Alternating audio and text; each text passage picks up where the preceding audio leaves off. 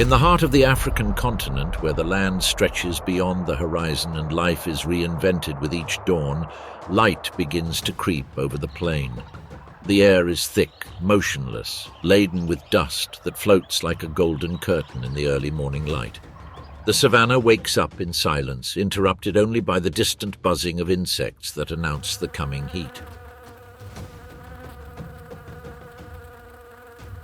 In the gloom of a dry thicket, something moves with a low, steady gait, oblivious to the danger, indifferent to the size of the predators lurking in the distance. It's not a lion, nor a jackal, nor a cheetah. It is a smaller creature, but with a presence that commands respect. Where others flee, he advances with a determination that seems innate, guided not by pride, but by instinct. He doesn't seek to hide or go unnoticed. Every step he takes is a statement of defiance, proof that courage isn't measured by height or strength, but by the willingness to face anything. Between roots and thorns, the figure finally reveals itself.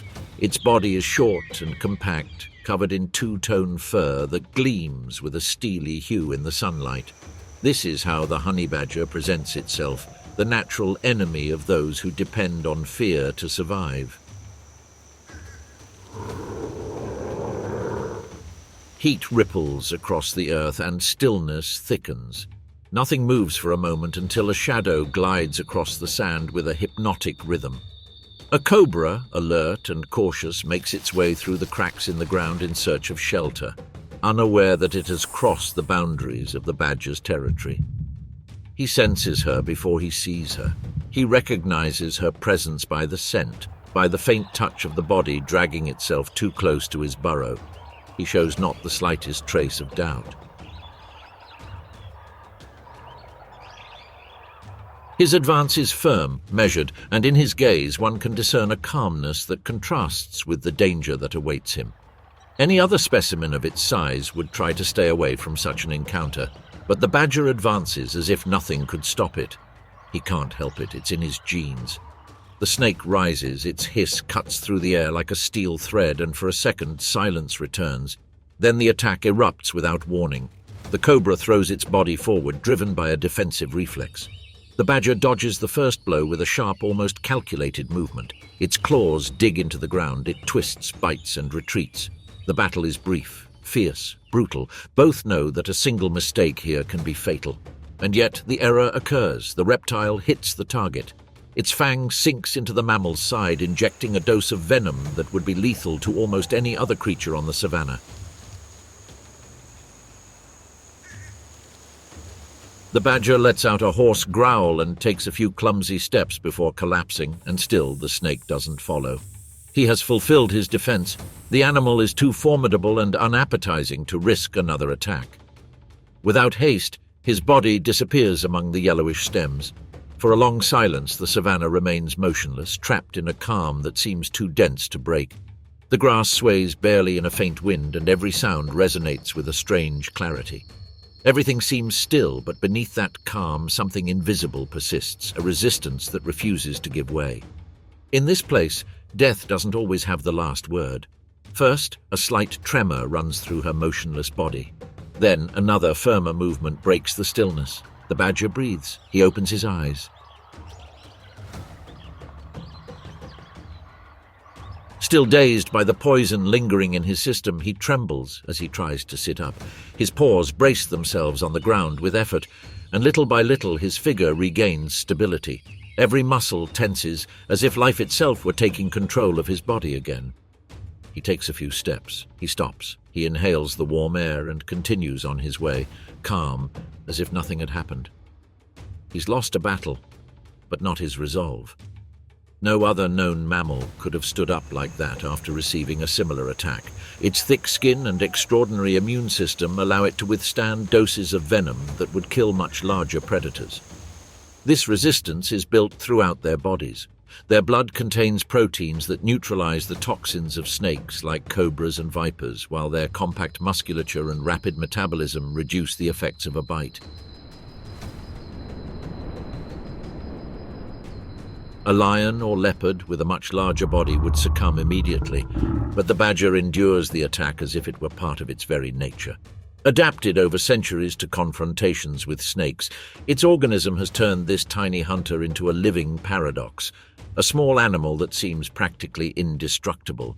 This resistance is not a coincidence, but the result of a precise adaptation, shaped by centuries of confrontations with poisonous creatures. Every bite overcome, every fight won or lost, has carved into his lineage a strength that defies all logic. And as he walks away through the bushes, that same strength is evident in every step. The wound barely matters to him, and his attention is focused on the trail of a burrow as he moves on to the next challenge that awaits him. With each step he takes, the sun rises over the savannah and his greyish back is tinged with golden light while the buzzing of bees fills the air around him. Nothing stops him, not poison, not pain, not death itself. But what makes this little hunter such a formidable survivor? How can such a tiny body withstand the most lethal blows of nature itself? It is not its size that commands respect, but the way nature has shaped it with relentless determination. A living contradiction hides in his body. The honey badger is small, yet it embodies the strength of a creature that seems made to challenge giants who should crush it effortlessly. Their thick, loose skin is not just a protection, but a silent warning. Beneath it, the pain dissipates and the wounds become merely a reminder. At first glance, it might seem like a minor detail, but that skin hides a secret. It can measure up to 6 millimeters, a figure that seems insignificant until a lion bite or a cobra stings against that almost impenetrable surface. This combination of thickness and elasticity gives it a unique advantage. It's a flexible shield that protects without restricting it, allowing it to twist and counterattack even when a predator has already caught it between its teeth. But their defense doesn't stop there. Their short, sturdy front legs culminate in long, sharp claws, as powerful as they are precise. With them, he digs up hardened earth in seconds, opens beehives, or unearths snakes that were thought to be safe underground. There's no corner he can't reach, no burrow that can resist his efforts. His strength is the beginning of everything, but his ingenuity is what defines him. His true power is not in his claws or his skin, but in the way he thinks. This specimen does not act on impulse. It observes and deduces every movement. When hunger strikes, he raises his eyes to the sky and closely follows the flight of the indicator bird. The two form an unlikely alliance. The bird knows the way to the hidden hives, but cannot open them. The badger, on the other hand, is strong enough to do so. He follows it through the thicket, attentive to every turn until the bird lands on a hollow trunk that houses the hive. The badger approaches cautiously, resting its claws on the rough bark. Climb with strength and precision, scaling the trunk until you reach the cavity where the sweet treasure is hidden. The bees swarm furiously, trying to defend what is theirs, but he strikes with determination, pushing the honeycombs aside and slowly extracting the nectar and larvae without being stopped by the stings. Their eyes, small and protected by folds of skin and muscle around them, are barely visible. Any contact with bees only grazes the outer surface, while their eyelashes and calculated movements deflect most direct attacks. The thickness of the skin around its face helps absorb the impact of accidental buzzing and stings, allowing it to continue its work without stopping. Finally, the nectar and larvae are exposed, and while it gorges itself, the bird takes advantage of the remains. This cooperation, born of necessity and cunning, reveals something deeper than instinct. The honey badger understands, learns, and acts with purpose, demonstrating that its mind works with the same ferocity as its body. As it moves away from the hive, this formidable hunter cautiously begins its search, advancing slowly through the dry earth, sniffing every scent and searching the leaf litter with its claws before deciding where to dig. Then he explores every fallen log and every crevice in the ground, unearthing insects, rodents, and roots that might go unnoticed to the less attentive eye. Later, he tracks down animal remains left behind by the savannah, taking advantage of every opportunity the environment offers. He scorns nothing because every bite is a victory over scarcity. It is, in essence, an opportunist, but also an invisible balancer, an ecosystem cleaner that transforms waste into energy. And all of this comes together in its most admirable quality, a resilience that seems to border on the impossible. It can withstand extreme temperatures, the venom of the deadliest snakes, and wounds that would kill much larger creatures. Every breath he takes defies the laws of nature, proving that strength and courage are not the privilege of the great. The honey badger doesn't fear poison, pain, or failure, but what is going on inside your mind that makes you defy even fear itself? What drives such a small creature to face, without hesitation, giants who could crush it in a single move? The answer to their courage is not found in their strength, not even in their skin. It's deeper, in the way he's learned to exist alone, distrusting everything that breathes, moving forward in a world where every shadow can hide danger. Their aggressiveness isn't an eccentricity, but an adaptation. In the savannah, doubt kills, and the honey badger was born without room for fear. In the driest reaches of Africa, where the sun is unforgiving and predators lurk around every corner, this small mammal has found its own way. In a setting dominated by giants like lions, leopards, and hyenas, there is no room for indecision. The only possible defense is a challenge, something this animal understands from its first steps. Direct confrontation is its only viable strategy. He can't rely on size or speed, so he relies on instinct, on an energy that never seems to run out. When something threatens him, he doesn't retreat. He launches himself headlong because his nature knows no other response. But that ferocity has deeper roots. His life is a solitary journey, a constant journey between burrows and territories that only he recognizes. The honey badger does not form groups, alliances, or hierarchies. Each individual is its own army, its own law. Only the mating season briefly breaks that independence. During those days, something changes in the air. The male abandons his hunting routine and follows an invisible trail, a scent trail that guides him persistently. He does not seek food or shelter, but the signal that his instinct recognizes as urgency. The female, for her part, walks around her territory with the same caution as always, although her body also responds to that silent call. The male is more robust and persistent, the female more elusive and distrustful. She is the one who decides the moment of the encounter, measuring the intruder with the same distrust with which she faces any threat. When they finally meet, there is no gentle approach or ceremony. They measure each other from a distance, sniff each other, growl at each other, each remembering that the other could also be a rival. Sometimes courtship feels more like a confrontation than an invitation. They chase each other briefly, clashing with snaps and shoves, testing each other's mettle before allowing a truce. However, the impulse overcomes them. They tolerate each other only as much as necessary, and for a few hours, the loneliness that defines them seems to be suspended. Sometimes they share the same shelter for a day, sometimes two. There is no tenderness between them, only the urgency and instinct to perpetuate the species. When the instinct finally goes out, the bond dissolves as quickly as it was born. Then both the male and the female separate as if they had never met.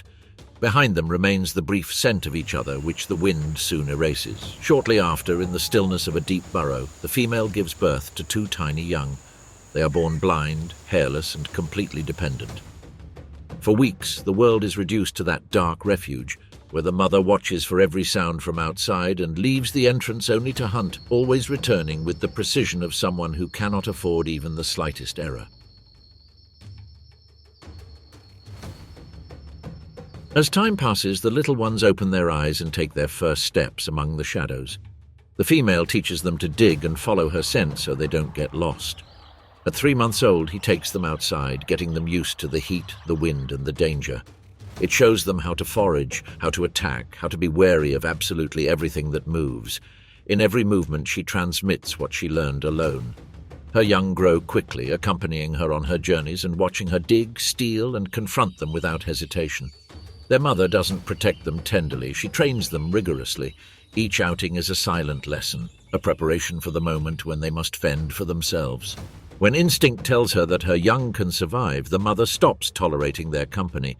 If they try to follow her, she scares them off with growls or bites until they disperse. Staying together would only bring danger and competition for food. In their world, survival depends on distance, not connection. No bond can last beyond immediate need. This social structure has created a creature incapable of submitting to anything. The honey badger does not depend on anyone, not even its own kind. In his world, solitude is strength. Just as the pair dissolves after mating and the mother leaves her young behind when they reach independence, each individual returns to its isolation, because in the life of the honey badger there is no we. The company is a brief exception, a parenthesis in an existence marked by mistrust. Every encounter with another individual is a threat. Their territory, marked with urine and glandular secretions, is an invisible but absolute boundary. When the air carries a foreign scent, the master of the domain stops, raises his head, and sniffs with precision. The invasion is unforgivable. The confrontation doesn't erupt immediately. At first there's a tense silence, an exchange of postures and glances, bodies lean, muscles tense, the loose skin of the neck ripples as both calculate the next move. Neither seeks to give in, because to do so would be to deny their own right to exist in that fragment of savannah. Then the calm breaks. They pounce on each other with a sudden instinctive violence, born of territory and hunger. Their thick, flexible skin allows them to twist within the enemy's grasp, bite from impossible positions, and withstand pain as if it didn't exist. The dust rises and the echo of the fight mixes with the buzzing of insects and the blowing of the hot wind. When force prevails, the intruder gives in. He staggers back, dragging his body out of the territory. The victor watches for a few more seconds, sniffs the air, and once again marks his dominance, reaffirming the boundary with scent and fury. The battles, the heat, and the loneliness have left their mark on his body. That life of constant challenge has not only shaped his spirit, it has also sculpted his form. And although nothing seems to stop him, and every fiber of his body breathes defiance, the honey badger holds a deeper secret. Behind those small, bright eyes lies a surprisingly astute mind, capable of calculating, observing, and deceiving. Because even the fiercest warrior knows that strength without strategy is never enough to survive. So the inevitable question arises: how does such a tiny animal manage to outwit and defeat much more powerful predators? The answer is not found in theory, but on the ground itself when the day fades and the wildlife prepares for another confrontation. The sun sets over the plain and the air vibrates with that tense silence that precedes the night. Among the dry grass, the hunter's silhouette moves with a firm, unhurried step, aware of each shadow that stretches with the dying light. His gait is slow but determined, like someone who knows every stone and every root in his territory. The heat of the day dissipates, and with it the nightlife awakens. Insects flutter about, a beetle crawls clumsily across the sand, and the badger pauses for a moment to sniff. His nose, hardened by years of hunting and defense, captures more than just the scent of the ground. There's a faint trail in the air, an almost imperceptible vibration that announces the approach of a threat. In the distance, intermittent barking sounds can be heard. First one, then several. Sharp, dry, calculated sounds. The air seems to vibrate with each echo, and shadows begin to move among the bushes. It's not just a coincidence, it's the coordinated voice of wild dogs, pack hunters who rarely act alone. 6 slender bodies glide in a fan, slowly surrounding the intruder. They do it not out of immediate hunger, but out of an instinct for dominance, out of the need to expel a competitor who dares to occupy their territory. The badger stands still, firm in its position. It neither retreats nor advances hastily. Its paws sink into the ground with rock-solid solidity, while its head tilts and muscles tense beneath the thick skin that covers its body like living armor. The African canids approach, emitting short growls, testing the reaction of that short black and white figure, which shows not the slightest sign of fear. One of them takes the first step. He advances a few meters and snaps quickly in the air, a warning gesture.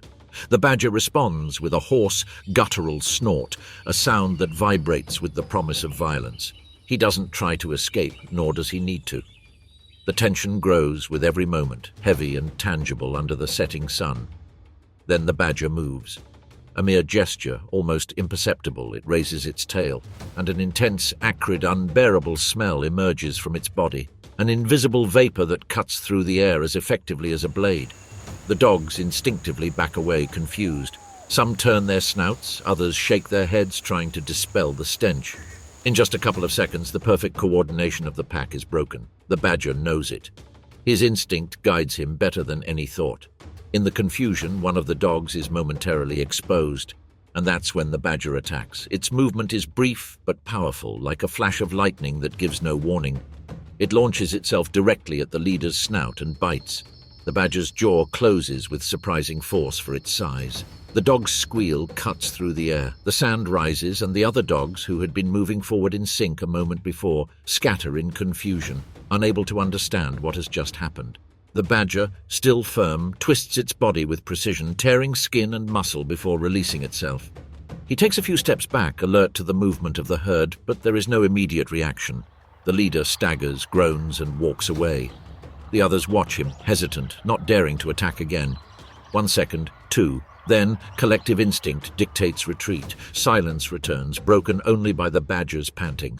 Around it, the ground is marked by paw prints, strands of fur, and drops of saliva. Victory isn't a celebration, it's simply continuity. The badger remains still, sniffs the air once more, and unhurriedly resumes its march. The smell of fear still lingers in the air, but it no longer belongs to him.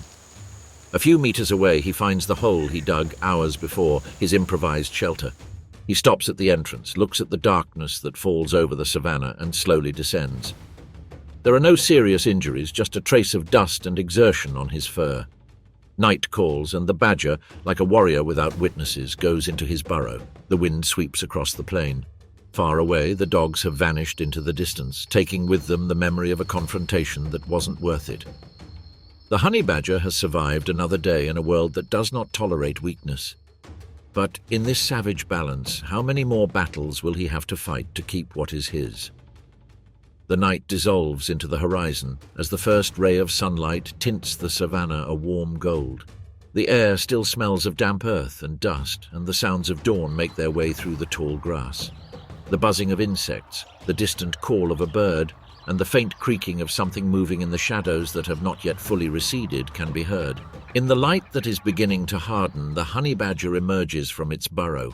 Her body seems to carry the weight of the previous night, and the echoes of the previous day still resonate in her empty stomach. He has fought, he has traveled miles in the dark, and the dawn has only left him tired and hungry.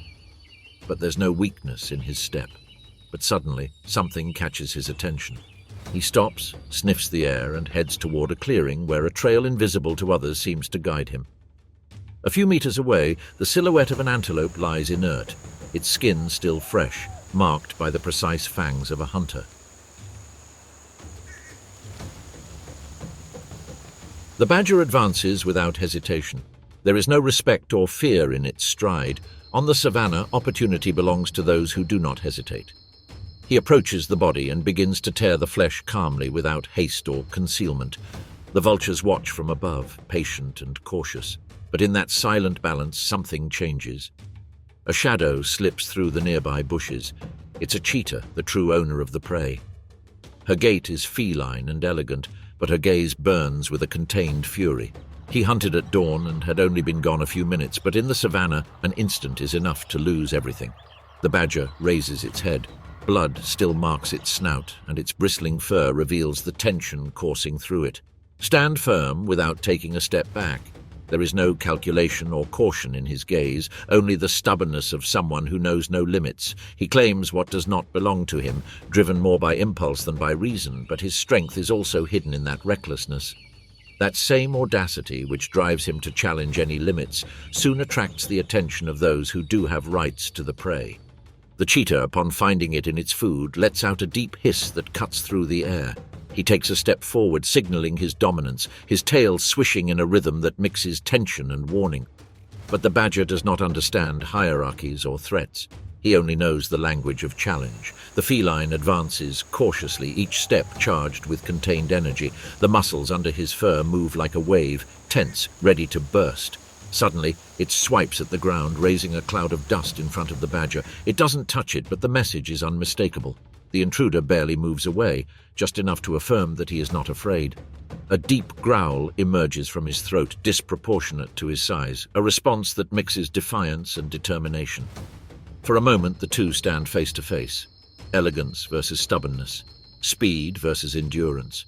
Each one holds his position, sizing up the other, trapped in a silence that weighs as much as the gaze they share. The cheetah takes another step forward. Its intention isn't to kill, just to reclaim what belongs to it. The prey contains the meat needed to feed its young, and every minute lost can mean a day without food in the den. She leans forward, baring her fangs, ready for a quick feint. But in that gesture, the badger finds his opportunity. With a speed that belies its size, it launches itself forward. The impact is sharp. A crack, a muffled roar, and the badger bites straight into the feline's snout. The cheetah thrashes violently, trying to free itself, but the badger won't let go. Pain courses through the cheetah like a lightning bolt. Its breathing quickens, its paws clawing at the ground, trying to get away. Finally, the badger opens its jaws and takes a step back, growling with the undimmed fury of one who knows no fear. The silence that follows is thick and expectant. The feline watches him, the open wound on its face burning, and understands what its instinct is screaming at it. It's not worth it. In the savannah, a minor injury can be a death sentence. Speed is their only weapon, and risking it in a fight against an unyielding opponent would be suicidal. With a final hiss, the cheetah retreats. Its footsteps fade into the bushes, its golden form dissolves into the grass, and the honey badger is left alone beside the antelope carcass. The absolute master of an unlikely victory. He barely touches the meat. He hasn't come to eat, but to show that he won't give in to anyone. The air stills as the vultures descend again, circling wide over the clearing. The badger raises its gaze and lets the light reveal its fur, stained with dirt and blood. It remains close to its prey with the calm of one who has gained something more than food. It has asserted its stubbornness in a world that punishes weakness. Every movement, every gesture, reflects a body that has learned to resist, survive, and overcome any challenge. The long, curved claws not only dig burrows, they also tear the ground in search of food and dig into anyone who dares to challenge them. They are digging tools and weapons, inseparable from their daily strategy for existence. Its short, powerful jaw does not distinguish between bone, shell, or snake. Anything can be turned into sustenance, and every bite is a reminder that your body is designed to handle what others wouldn't. The adaptations of your body are the legacy of countless generations who learned to survive in an unforgiving world. Every movement bears the imprint of a lineage that faced death at every turn and as a result shaped a body capable of withstanding the impossible. This resistance is evident every day. It scales trunks and branches with precision to reach high hives, digs burrows in hard earth or between rocks without losing its cool, and defends its territory against any intruder who dares to invade it. Even under the scorching sun of the savannah, he acts with the determination of someone who has inherited centuries of struggle. Each gesture is a living testimony to a species that has turned adversity into a habit and persistence into a way of life. Those individuals that did not develop these abilities disappeared from the lineage, while those that survived passed on an almost mythical immunity. That inheritance transformed this small mammal into a biological anomaly, capable of facing the venom of a cobra and getting back up again, as if nothing had happened. And so, in the savannah that forgives neither weakness nor indecision, the honey badger remains, stubborn and proud, an absolute survivor whose audacity defies any rival, and whose story is that of an entire species that learned to prevail in the face of danger and destiny. But the honey badger is not the only small animal that packs a huge amount of aggression. In the African savannah, a place that demands from every creature, even the smallest, an iron will to survive, violence takes on new forms. Here in the Kalahari, where the heat creeps in like an invisible enemy and the horizon never offers respite, there exists a tiny society that has turned cooperation into its most dangerous weapon. The air vibrates. The sun splits the sand into 1,000 reflections. Among the undulating shadows of the bushes, slender bodies emerge like sentinels. Weighing just 700 grams, meerkats stand on their hind legs and watch. The wind brings them invisible news, the trail of a jackal, the distant echo of an eagle, the sour smell of a rival colony.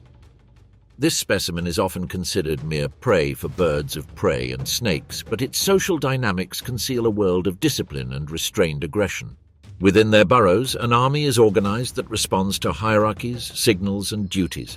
There are scouts, hunters, and sentinels. Each member knows their role. There's no room for doubt or mercy. The group's survival demands everything, even daily exposure to death. The day progresses and the sand begins to boil. On the border between two territories, two neighboring colonies meet. The air thickens, saturated with the scent of the anal glands with which each group marks its boundaries. The meerkats from both flocks line up facing each other, upright, motionless for a few seconds that seem eternal. Then a high-pitched screech breaks the silence, and the desert becomes a battlefield. Screams, shrieks, claws, dust rises like a cloud, blotting out the sun. Dozens of small bodies move back and forth, colliding, biting, struggling for inches of ground. The burrows, dug at the foot of the dunes, serve as natural trenches. From there, the individuals launch lightning attacks, emerging and disappearing beneath the sand with seemingly rehearsed synchronicity. The leaders, larger and scarred males, guide the charge. Their stiff tails signal their advance, and their short squeals mark the rhythm of combat. In these wars, the objective is not to annihilate, but to demoralize, to make the enemy retreat, abandon the territory, or give up the resources that sustain it. A simple patch of land with termites can be enough reason for a battle that lasts hours. Amidst the chaos, a meerkat is left behind. The cloud of dust dissipates and silence returns, brief and eerie. From the side of a dune, a larger shadow slips between the undulations of the terrain. A hyena. The predator's eyes fix on the tiny figure, which trembles for only a moment before settling onto the sand. The small animal doesn't run away. It rears up, arches its back, and begins to emit a deep hiss, unusual for its size. He throws sand with his front paws, takes a step forward, and then another. The hyena, bewildered, stops its advance. A second later, the meerkat pounces with boundless bravery, trying to bite the carnivore's snout. It's a futile gesture, but it also sends a clear message. There are no victims here, only defenders. The confrontation lasts only a few seconds. The hyena retreats, driven more by confusion than by real danger. He instinctively understands that this tiny creature isn't worth the effort. There are easier, more profitable prey. He turns and walks away, leaving behind the tense, vibrant figure of the meerkat, breathing heavily in the midday sun. Little by little, the rest of the colony returns. Voices regroup, bodies are recognized among the dust. The battle is over. The meerkats gained a few meters of territory and the assurance that their colony will remain fed for at least another day. The sentries return to their posts, the mothers call their cubs, and the males keep watch from the entrances of the burrows. Order is restored with an efficiency that seems more ritual than instinctive. The desert, however, grants no respite. The sand cools as night falls, and in the lengthening shadows lurk other enemies, invisible but equally deadly, and the meerkats know it all too well. The desert falls silent when the sun sets. Shadows lengthen over the dunes, and the sand still retains the echo of the day's heat. Meerkats, so vigilant during the day, do not fully rest at night. The darkness offers them no respite, it only changes the faces of danger. From the dry bushes, owls beat the air in absolute silence. Beneath the sand, scorpions awaken, invisible hunters that slither through cracks. But when the desert sleeps and the stars replace the sun, how does such a tiny being defend itself from enemies that hunt unseen? A colony of meerkats ventures into the silvery gloom. Every movement is calculated, every step seems like a question mark. They are creatures of light, but their hunger knows no time. On the fringes of the Kalahari, survival demands seizing every moment, even those that predators claim as their own. They move forward in small groups, precisely dividing up tasks. Some dig, others sniff, and two stand on their hind legs, scanning a horizon that barely exists under the night. Between the fine grains of sand, something moves. A golden scorpion crawls slowly under a charred stone. Its pincers graze the surface, and the stinger, curved like a deadly question, vibrates with the promise of venom. The nearest meerkat stops. Its shallow breaths barely disturb the air. Its tiny but alert eyes follow the invisible trail. Then it makes a short click, a signal. Within seconds, two more approach, flanking her. There's no panic, no shouting. There's coordination. While one keeps her eyes fixed on the scorpion, the other begins to dig with astonishing speed, creating a small pit around the stone. The sand flies dry as if the wind were tearing it away. The scorpion, feeling surrounded, retreats to the edge of the hole and makes the mistake of exposing itself. The lead meerkat makes a short, precise jump. Its mouth closes over the arachnid's body. Just behind the stinger, it bites with surgical precision until the venom gland is ruptured. The scorpion writhes for a few seconds, then, motionless, it becomes food. But it's not all over yet, because a few meters behind, 3 cubs watch from the safety of a shallow burrow. The mother approaches with the neutralized scorpion, still alive but harmless. He unleashes it on them, making a low, guttural sound. The youngsters pounce clumsily, learning with their teeth what the species has memorized for generations. That violence isn't always fury, but method. That survival does not depend on size, but on the order with which one faces chaos. The entire group resumes its search for food. In the darkness, their silhouettes resemble moving shadows, arranged in a pattern that no predator can fully decipher. Where other animals perceive danger, they see habit. Their cooperation isn't an act of affection, but a consequence of necessity. Every glance, every alarm, every shared dig is part of a language born of fear but refined by strategy. And when the moon rises to its highest point, the meerkats return to their burrows. The air no longer vibrates with threats, but with the fatigue of having survived another night. Underground, in the narrow network of tunnels, tiny bodies huddle together to conserve heat. Outside, the desert regains its silence as if nothing had happened. But in the sand remain the traces, small but firm, of an invisible order that sustains their world.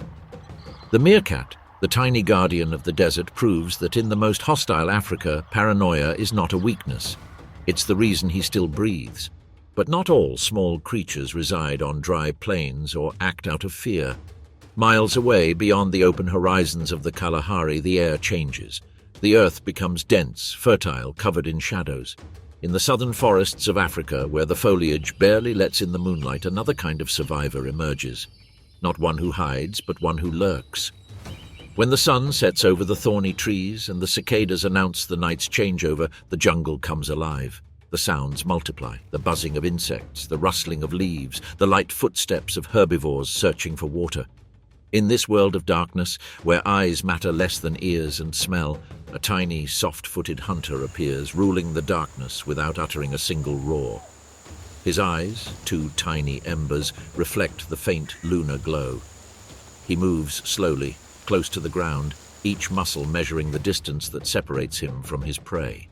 It measures just over 30 centimeters, weighs barely 1.5 kilograms, but its body is built for efficiency, short limbs, springy movements, a tail that balances momentum and silence. This is the African black cat, the smallest of the continent's felines and, paradoxically, one of the deadliest. In the silence of the African night, greatness is not measured by size, but by precision.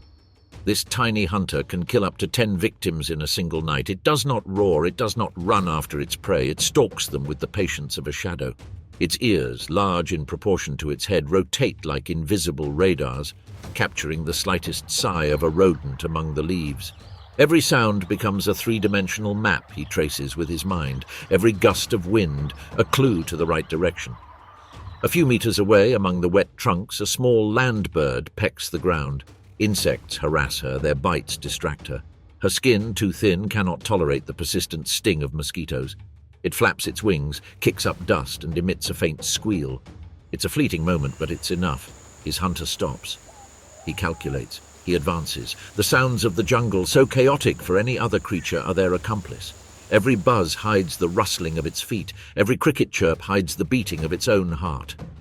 And then, the jump. A brief flash without warning. The feline emerges from the thicket like a whirlwind. There's no chase, no drama, just a sharp blow, a muffled flapping of wings and silence. The jungle resumes its symphony as if nothing had happened. The cat drags its prey under the shade of a root and methodically devours it. Nothing is wasted. Food is energy, and energy guarantees more hunts before dawn. Few animals dare to face it, not because of its strength, but because of its persistence. This feline never tires. If an attack fails, try again. If the prey escapes, seek another, without pause. The jungle, with all its giants, becomes their territory when the moon is high. Their tiny gait leaves almost imperceptible footprints, but their impact extends throughout the entire ecosystem. They control populations of rodents, insectivores, and small birds. A hunter who hunts for a living, not for power, but who turns necessity into perfection. In the distance, the clouds part for a moment. The moon illuminates its mottled fur, camouflaged in the damp sand and low grass. Its breath is a trickle of vapor through the undergrowth. The night is advancing, and with it, hunger. There's still time before the horizon begins to clear. There are still steps to take, prey to stalk, sounds to interpret. In the background, among the shadows of the jungle, another murmur begins to mix with the chirping of the crickets, a low, intermittent sound. It's not coming from a rodent or a bird. It's a light snore, a snort, a warning. The African black cat stops. Its ears turn toward the source of the noise. Its once warm eyes harden. He knows that sound doesn't belong to prey. Miles away, among the dense foliage and rusty trunks, a caracal approaches. Its steps are heavy and sure, marking a territory that tolerates no intruders. His eyes shine in the light filtered by the moon, reflecting the intelligence of a hunter accustomed to the night. The silhouette is larger, its movements calculated. Prey and predator switch roles. The hunter becomes the watcher. The small feline doesn't back down. It's smaller in size, but it knows the jungle as if its roots were part of its body. Every leaf, every branch, every root is a potential advantage. Her breathing becomes slow and controlled, every muscle tense, ready for a moment that could decide her survival. The caracal senses it, but the vegetation becomes its accomplice. The small silhouette blends in among the vines and bushes, taking advantage of the darkness to break up its shadow. The feline approaches stealthily, snorting, feeling the ground with claws that dig into the damp earth. The black cat analyzes the surroundings. A collapsed trunk, a tangle of roots and dry leaves make up a natural labyrinth. There he moves, there he plays with his opponent's perception. As the caracal attempts to close the gap, the African black cat executes its first maneuver. A lateral leap, so swift it's barely visible, places it behind a curtain of tall ferns. The caracal, confident in its strength, slashes out but only reaches empty air. Frustration shows in his eyes. Every attempt to locate it forces him to expend energy, while the elusive prey, which is not prey, watches and plans. The minutes stretch like fog creeping between trunks, and the black cat begins to advance in a calculated manner, constantly shifting cover, moving only when the caracal is distracted by a distant sound. A monkey tapping a tree, the slithering of a giant insect on wet leaves. Every little detail becomes a survival tool. The caracal makes a second attempt, this time more aggressive. He moves through a clearing, trying to anticipate the black cat's route, but the smaller feline has learned to read its rival's movements. It crouches, flattens itself against the ground, and then disappears among the intertwined roots that form a natural shelter.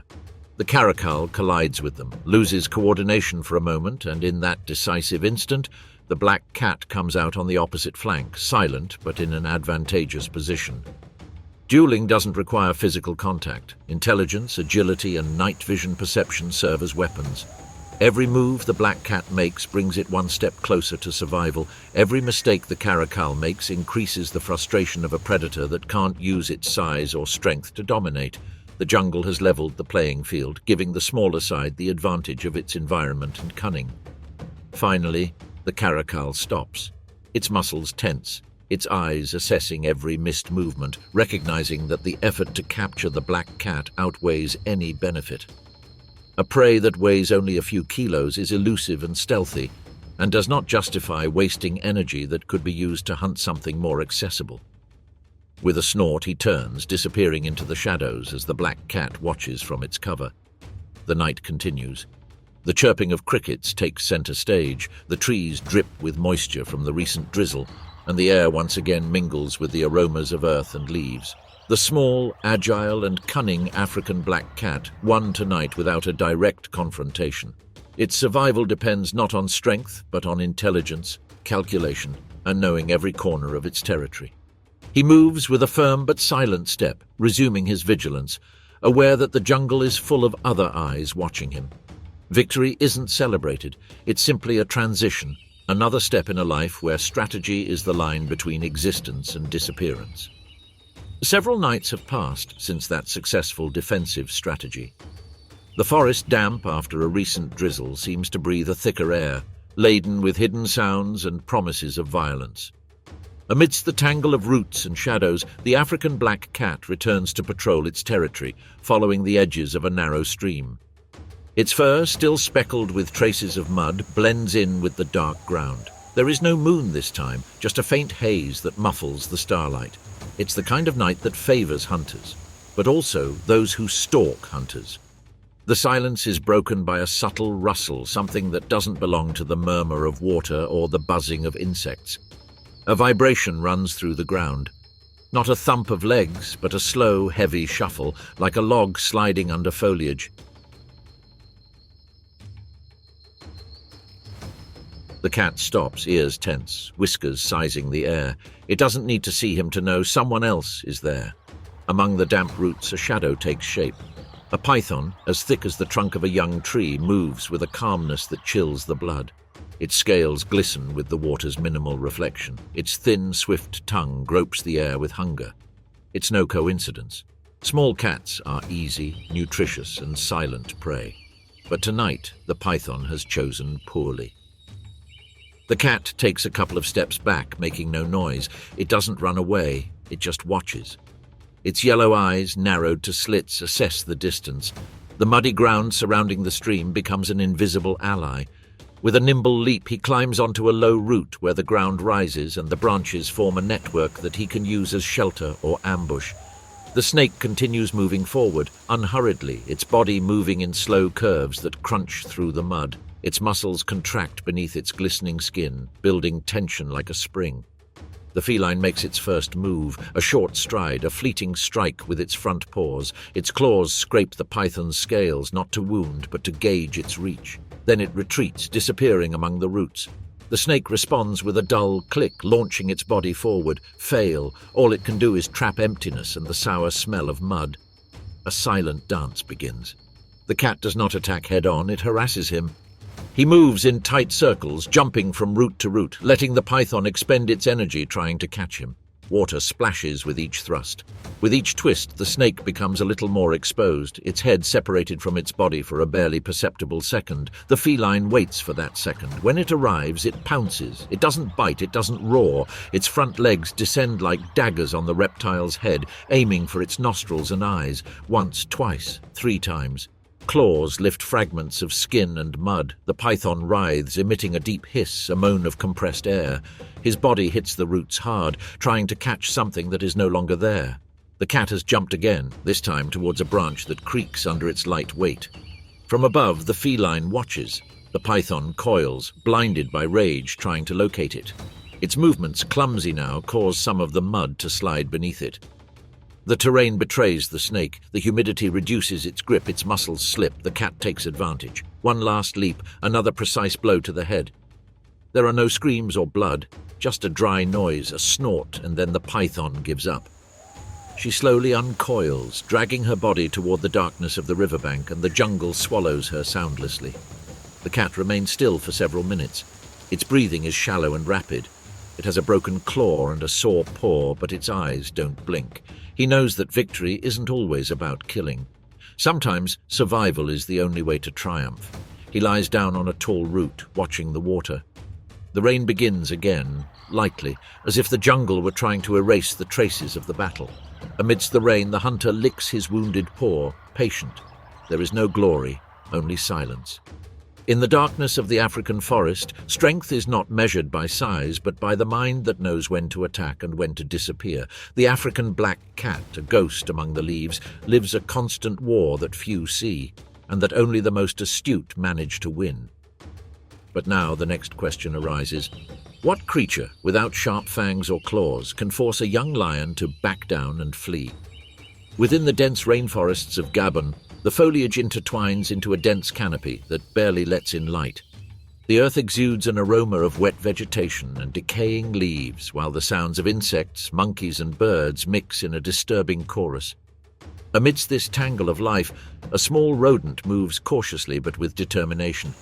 Its spines, stiff and gleaming in the filtered moonlight, alert any predator that it is not an easy target. It is the African crested porcupine, a master of defense, whose courage rivals that of the largest predators that inhabit these lands. Modest in appearance, weighing between 1 and 5 kilos, its true power lies not in the strength of its muscles, but in its living armor. The spines running along its back are not simply passive defenses, they are offensive tools designed to pierce, tear, and deter. Every movement is calibrated, every turn and every charge directed, the product of millions of years of adaptation that have made it a formidable adversary, capable of taking on snakes, hyenas, and even young lions without losing its composure.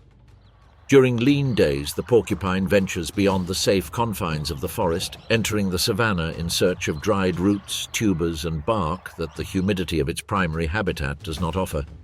It is a more open, exposed territory, where its presence attracts the attention of curious predators. It is here that he meets a young, inexperienced lion, still learning to gauge strength and assess prey. The feline, perceiving the rodent as a weak and accessible target, approaches cautiously, observing every vibration of the spikes, unaware that it is about to encounter a millimeter-precise and lethal defense. The porcupine remains motionless, its small but intense eyes fixed on the intruder. The lion's heavy breathing mixes with the rustling of dry grass, and for a moment time seems to slow down. The young predator takes a step forward, confident in his size and strength, but the porcupine doesn't back down. With a sudden twist, the spines intertwine, bristle, and vibrate, emitting a high-pitched sound that warns of their readiness. And then, with calculated precision, he charges backwards toward the lion. The impact is immediate. The spikes embed themselves in the opponent's snout and front legs, causing pain and surprise. Each attempt by the feline to remove them only increases the pressure and discomfort. Confusion sets in for the young lion. The victim he hoped to subdue is in fact a master of defense. Its size and strength are insufficient compared to the strategy, precision, and ferocity of the small rodent. While the lion struggles to free itself, the porcupine stands firm, its stance low and steady, its movements measured and deliberate. There's no rush, no panic, just perfect defense, learned and perfected over generations. Every step the lion takes closer causes more spikes to become embedded, a painful reminder that underestimating an opponent is a fatal mistake. Finally, the young predator gives up. He backs away, whimpering, defeated not by brute force, but by the intelligence and audacity of a small rodent. Without hurrying, the porcupine walks away, resuming the course he had chosen before the encounter. His steps are firm, confident, and each movement conveys a clear message.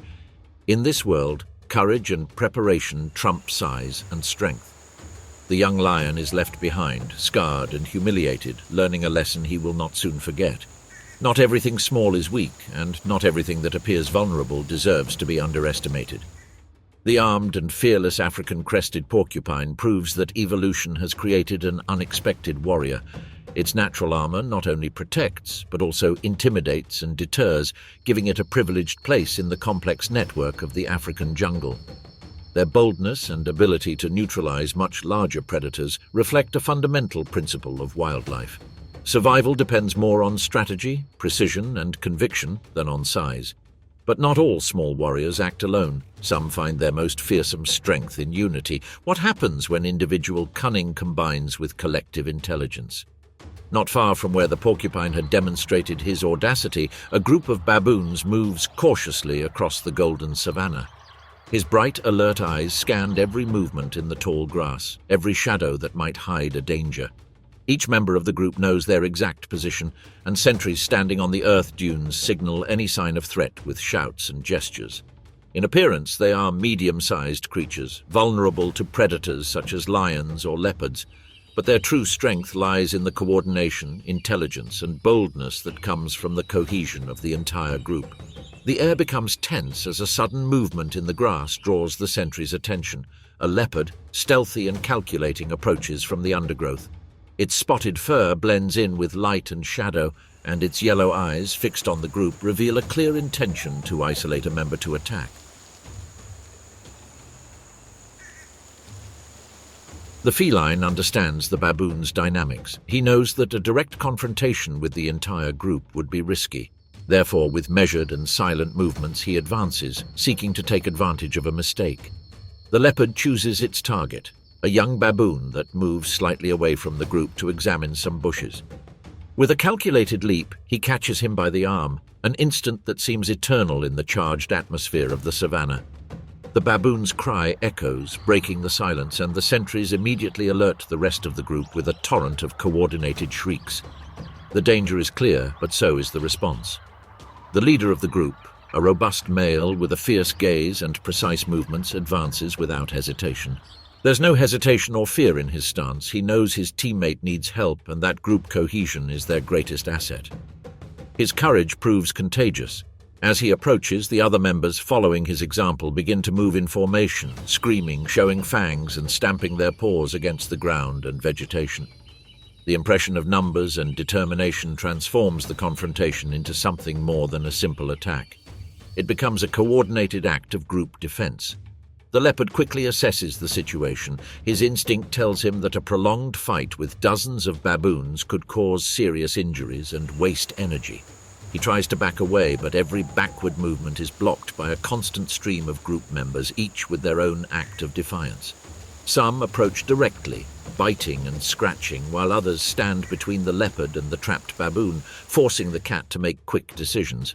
The pressure is overwhelming, and the group moves as a single entity, conveying a sense of strength that far exceeds what any individual could offer alone. The trapped young man, although frightened, finds unexpected encouragement in the leader's courage. Their shouts become coordinated movements with those of their teammates participating in the defense. Each baboon acts with instinctive precision. Some attack the leopard's paws, others leap into the shadow of its body to force it back, while sentries stand alert and block possible escape routes. The clever and cunning feline quickly understands that the energy it would expend to obtain a single prey is disproportionate to the possibility of an injury that would compromise its survival. With one last glance back at the group, assessing each member as a tangible and coordinated threat, the leopard decides to give in. He backs away slowly, his muscles tense and his movements calculated, until he disappears into the undergrowth that brought him there. The baboons emit triumphant cries, not out of joy, but as a clear warning. That territory, that group, will not yield to any predator. The young man who has been caught runs to the center of the group, protected and safe, while the leader resumes his position with an air of silent authority, reaffirming the hierarchy and strength of the group. Once again, the savannah shows that physical size doesn't determine victory. Courage, strategy, and cooperation turn a seemingly vulnerable group into a formidable adversary. In the African savannah, every creature, even the smallest, carries with it the possibility of changing the course of a confrontation in favor of its survival. And as the baboons resume their routine, exploring, foraging, and surveying their territory, the echo of the confrontation lingers in the air, a silent reminder that even the smallest baboons, when they act together and cunningly, are capable of prevailing over the largest and most ferocious predators. In the vast African savannah, every creature faces unique challenges, from powerful predators to unforgiving environmental conditions. Here, courage, strategy, and determination aren't dependent on size or brute strength. They're qualities that manifest themselves in surprising ways in the inhabitants of this ecosystem. Among them stands an unusual example of individual courage, the honey badger. During this journey through his world, we witness how this tiny but fearless animal defies poisonous snakes, survives bites that other small mammals wouldn't endure, and always emerges unscathed, proving that boldness and perseverance can prevail in the face of the greatest challenges. However, he hasn't been the only one to display this improbable courage. Alongside him, in different corners of the continent, other creatures of small stature have revealed an arsenal of surprising resources. Meerkats, grouped in coordinated communities, confront much larger predators with relentless vigilance and calculated attacks. Their territorial patrols and collective strategies allow them to command respect despite their diminutive size. In the African jungles, the African black cat stalks patiently at night, using silence and shadow as allies, becoming a lethal hunter despite its apparent fragility. And in the forests of Gabon, the African crested porcupine proves that even a rodent can challenge a young lion, defending its territory with precise charges and barbs that embed with deadly effectiveness. Through these stories, a common thread emerges clearly. What truly gives these animals power is not physical strength in the conventional sense, nor speed or brute ferocity, but an even deeper and more ancient characteristic: courage. The courage to face danger without retreat, the determination to protect a territory or a resource until one's last breath is the key that has allowed tiny species to survive for millennia in the face of predators superior in size and strength. It is this courage, more than any physical attribute, that has given them astonishing abilities: claws capable of tearing, jaws that break bones, resistance to poison, and the ability to intimidate enemies that at first glance would seem invincible. This value is intertwined with evolutionary adaptation, resulting in organisms that, despite their small size, dominate their environment with unparalleled audacity. Every badger, every meerkat, every nocturnal cat, every porcupine bears in its behavior and anatomy the mark of generations who chose not to back down, who decided to confront the enemy head-on and, consequently, perpetuate their lineage. Aggression, strategic intelligence, and physical resilience become natural weapons, inherited and perfected, making them not just survivors but protagonists in a ruthless ecosystem. This journey we have taken invites us to reconsider typical notions about vulnerability and size. The African savanna, in its vastness and brutality, is a space where the tiny can equal the colossal, where cunning and audacity are just as decisive as brute force. Ultimately, the lesson is clear. In a world where the biggest and strongest predators seem to rule, true power lies not in size but in the will to stand firm. Courage, that inextinguishable spark, has given the smallest of the savanna abilities that transcend the expected and defy the apparent rules of survival. And it is thanks to this courage that the honey badger continues to command respect, defending its territory and ensuring the perpetuation of its species in an environment that does not forgive weakness. In the vastness of Africa, where every step can determine life or death, where the shadow of a lion looms over the grass and the bite of a snake is deadly, the smallest animals remember that boldness is an invaluable resource. They teach that size does not define a warrior, that strength is not only in muscle but in the conviction to face danger without hesitation. In this realm of extreme survival, courage is the supreme attribute. And those who possess it, however small, become true masters of their destiny, tireless guardians of life and balance in the African savanna.